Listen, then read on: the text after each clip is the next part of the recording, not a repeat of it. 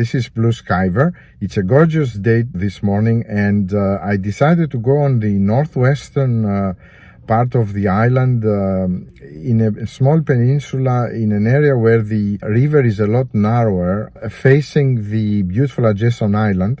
And from there, I made 2 flights. I took off, and this time I crossed the river and flew eastwards along the beautiful island adjacent coast until I was above a small town and its church, and then continue until I was at the car bridge, which I have flown in that area in a previous flight, and then turn around and then flew along the main island coast back towards the home point. And once I arrived there, I made a quick shot Asteroid, and then switched the quad to fly on FPV mode, where the gimbal follows the movement of the quad's arms. I wanted to try that for future flights, and we're going to watch it together.